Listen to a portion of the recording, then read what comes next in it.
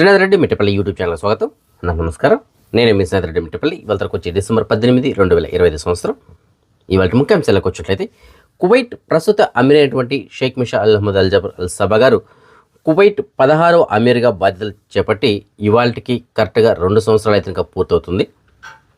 కువైట్కి సంబంధించినటువంటి మాజీ దివంగత అమీర్ అయినటువంటి Sheikh Nawaf Al Ahmad Al Jaber Al Sabah గారు మరణానంతరం డిసెంబర్ 17, 2023న ప్రస్తుత అమీర్ బాధ్యతలు స్వీకరించడం జరిగింది.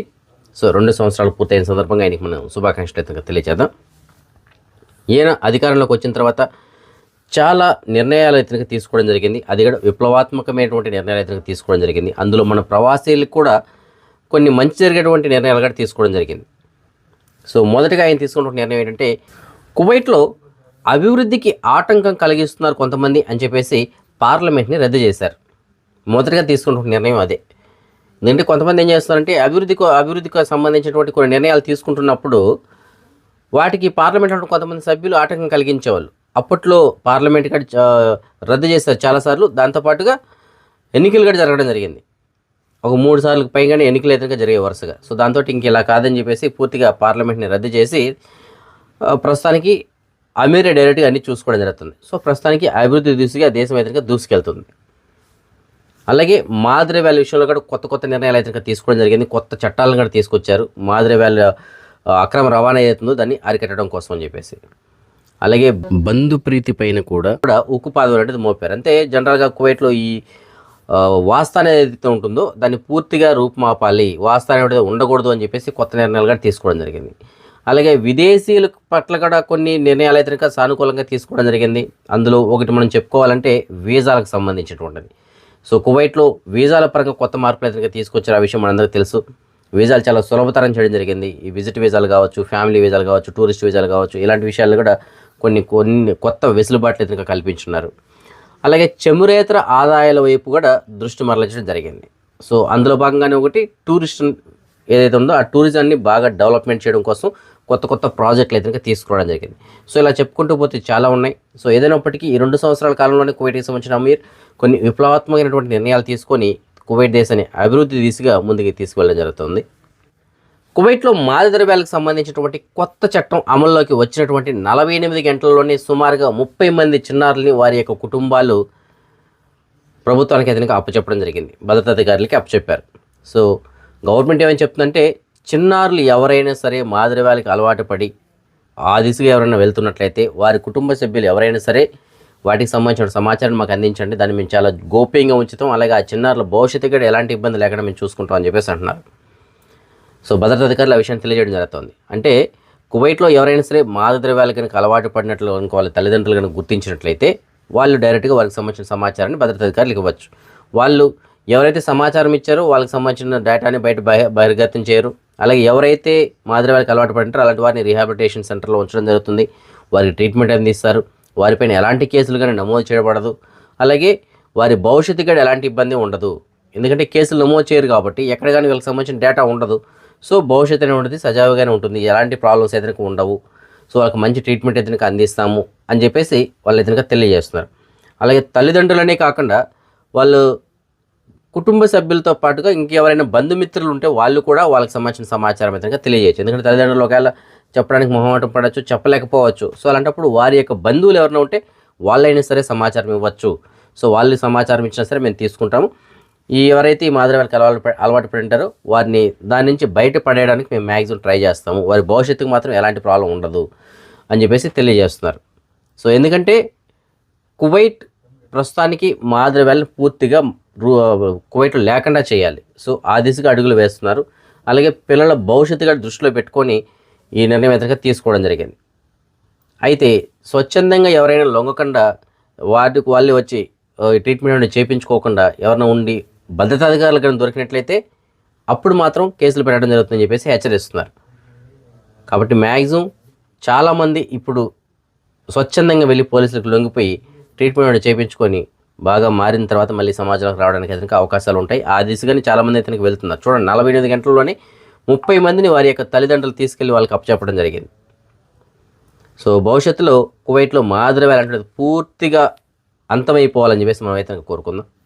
కువైట్లో మాదక ద్రవ్యాల కేసులో ఇరాన్కి సంబంధించినటువంటి ఒక 4 వ్యక్తులకి కువైట్కి సంబంధించినటువంటి న్యాయస్థానం ఉరిశిక్ష ఖరారు చేసింది. వివరాలు మనం చూసుకున్నట్లయితే గతంలో ఇరాన్కి సంబంధించిన ఒక 4 వ్యక్తులు భారీగా సుమారుగా 322 కేజీల మాదక ద్రవ్యాలని కువైట్కి సముద్ర మార్గం ద్వారా తరలించడానికి ప్రయత్నం చేశారు. అప్పట్లో వాళ్ళని అదుపులో తీసుకోవడం జరిగింది.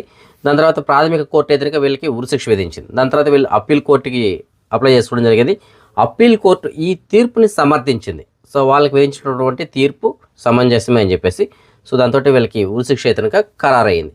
అయితే దీన్ని ఎప్పుడు అమలు చేస్తారనే దాని గురించి తెలియదు, కానీ ఉరిశిక్ష మాత్రం ఈ 4 విధించబోతున్నారు.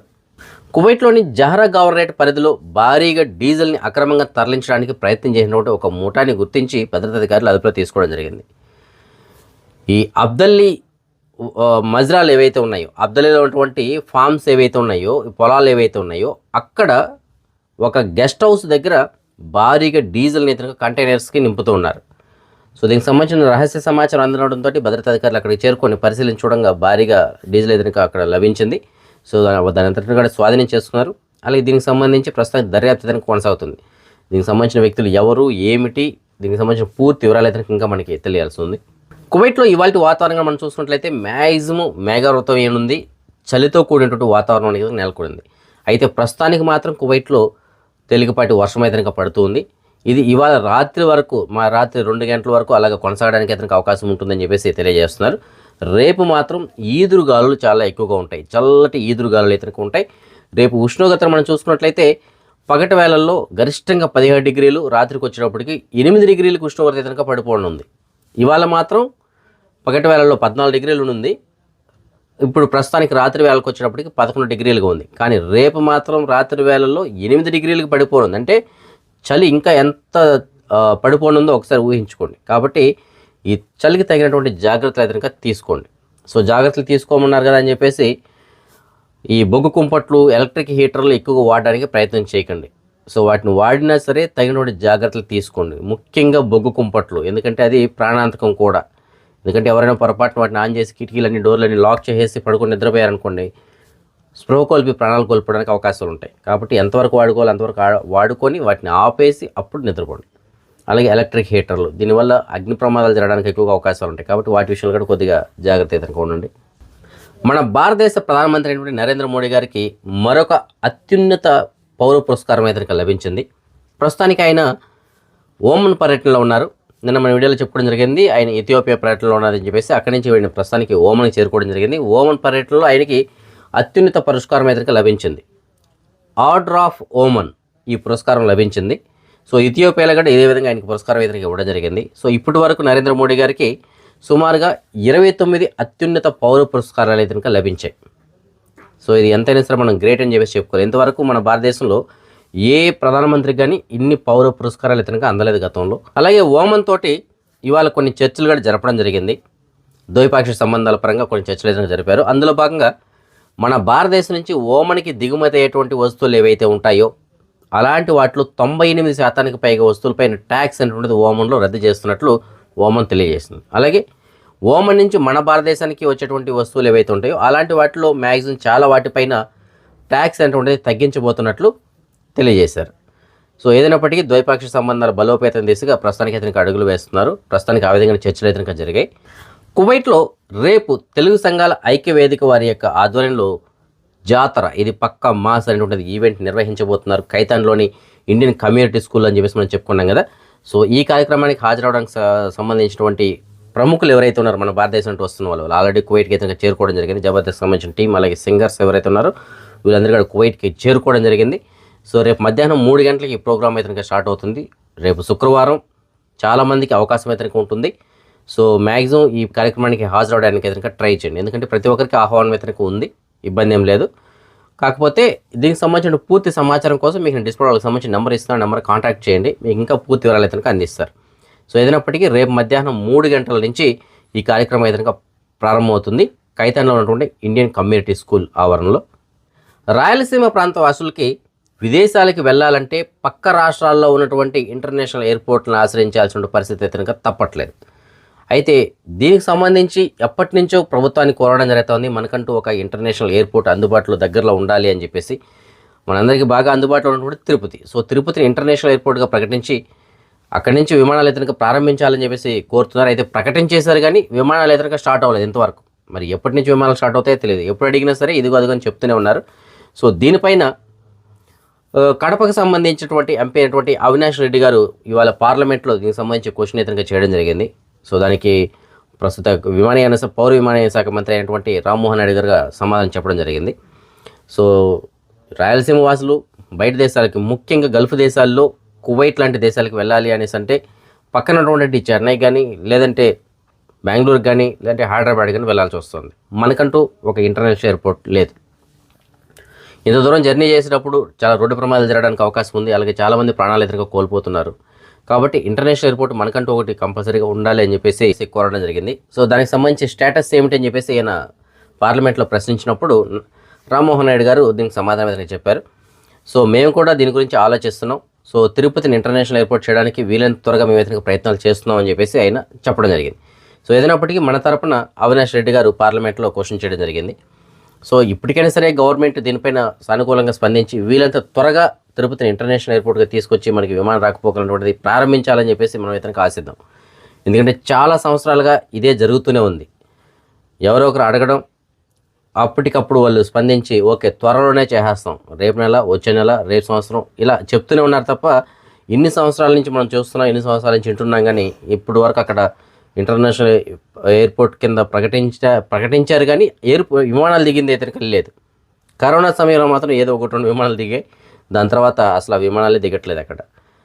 సో కంపల్సరీగా మనకంటూ ఒక ఇంటర్నేషనల్ ఎయిర్పోర్ట్ ఉండాలండి రాయలసీమ వాసులకి. తప్పనిసరి తిరుపతి లాంటిది ఉండాలి. ఎందుకంటే రాయలసీమ వాసులు ఇట్లు చెన్నై వెళ్ళాలనుకోండి, ఎంత దూరం జర్నీ చేయాలి, ఆ ట్రాఫిక్ ఎంత, అలాగే రోడ్డు ప్రమాదాలు ఎన్ని జరుగుతున్నాయి, అన్నీ బాగా ఉండి అక్కడ చేరుకున్నా సరే అక్కడ ఇంటర్నేషనల్ ఎయిర్పోర్ట్లో మనకి ఇచ్చిన మర్యాద ఎలా ఉంది. సో ఇవన్నీ కూడా మనం ఆలోచించాలి. ఎంతమంది ఇబ్బందులు పడుతున్నారో చూడండి. సో పక్క రాష్ట్రాలపైనే మనం ఎందుకు ఆధారపడాలి, మనకంటూ ఎందుకు ఉండకూడదు. కంపల్సరీగా మనకైతే ఇంటర్నేషనల్ ఎయిర్పోర్ట్ ఉండాలి. సో త్వరలోనే గవర్నమెంట్ దీనికి మంచి నిర్ణయం తీసుకొని త్వరగా దీనికి మంచి శుభవార్త దీనికి తెలియజేయాలని చెప్పేసి ఆశిద్దాం.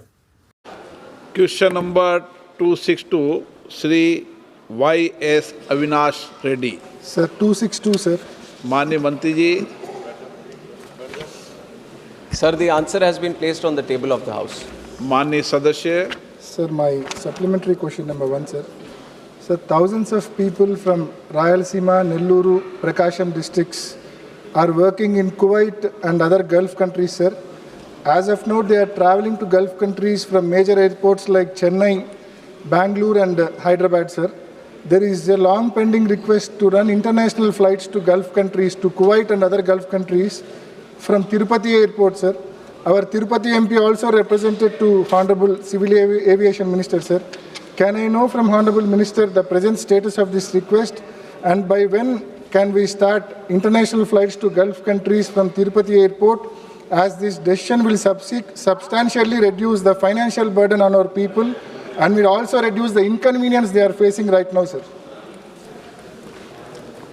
Honorable Speaker, sir, regarding international connectivity from the Rayalaseema area, I also come from that state of Andhra Pradesh, so I know exactly how important this issue is, and we have been from the ministry pursuing on this issue with the airlines also, and using the existing capacity between the two countries, especially to Kuwait, because when you talk about international travel, it is a bilateral agreement between both the countries on what destination should be allowed to be traveled, and we are totally trying from our side, from the ministry, as early as possible, we want to start the connectivity. కువైట్లోని Salmiya ప్రాంతంలో ఉన్నటువంటి మన తెలుగు వారికి సంబంధించినటువంటి ఒక gift షాప్లో పనిచేయడానికి 2 sales girls కావాలని చెప్పేసి అంటున్నారు. అయితే అనుభవం కలిగి ఉన్న వాళ్ళు మాత్రమే కావాలని చెప్పేసి అంటున్నారు. అలాగే మగవాళ్ళైనా సరే పర్లేదు, వాచ్ రిపేర్ చేయడం వచ్చిన వాళ్ళు అయితే ఇంకా మంచిదని చెప్పేసి అంటున్నారు. మంచి జీతం అయితే ఇస్తారు, సూన్ వీజా కలిగి ఉండాలని చెప్పేసి తెలియజేస్తున్నారు. సో మీలో ఎవరైనా సరే సూన్ వీజా కలిగినటువంటి మగవాళ్ళు కానీ ఆడవాళ్ళు కానీ గిఫ్ట్ షాప్లో పనిచేయడానికి ఇంట్రెస్ట్ కనుక ఉన్నట్లయితే మీకు డిస్ప్లే వాళ్ళకి సంబంధించి నెంబర్ ఇచ్చాను. నెంబర్ కాల్ చేసి పూర్తిగా కనుక్కొని మీకు నచ్చితే వెళ్ళొచ్చు. అదే మనం ఈ మనీ ఎక్స్చేంజ్ విషయానికి వచ్చినట్లయితే ప్రస్తుతానికి ఒక కువైట్ ఇంధన మన ₹10 సుమారుగా ₹292.50 ఉంది. బంగారం విషయానికి వచ్చినట్లయితే మాలియాలో ఉన్న సూకల్ వతిలో ఉన్నటువంటి షాప్ నెంబర్ 121లో ఉన్న FK జ్యువెలర్స్ వాళ్ళు మనకు అందించిన సమాచారం మేరకు 22 క్యారెట్ల బంగారం ప్రస్తుతానికి 1 గ్రామ్ ధర 39 దినార్ల 514 పిల్స్గా ఉంది. అదే 24 క్యారెట్ల బంగారం బిస్కెట్ రూపాయల బంగారం ప్రస్తుతానికి 1 గ్రామ్ ధర 43 దినార్ల 90 పిల్స్గా ఉంది. సో ఈ ఫ్రెండ్స్ ప్రస్తుతానికి అప్డేట్స్ రేపు రాత్రి 9 గంటలకు వచ్చిన వీడియోలో మరిన్ని అప్డేట్స్ తెలుసుకుందాం. అంతవరకు సెలవు. జై హింద్. अस्सलामुअलैकुम दोस्तों, पुलिस के लिए हम बेस्ट ऑफर लेके आए हैं। आप देख सकते हैं यहाँ पे पुलिस होती है लाइट की ओनली 3 KD में। ओनली 3 KD में यहाँ पे दोनों लाइट आपको पुलिस मिलेगी, एकदम रिजर्व क्लीन हो जाएगी। आइए जल्दी FK ऑटो पार्ट, शोएक Shah Canara street. opposite Vara Center, opposite McDonald's, Canada Dry Street, Shueik.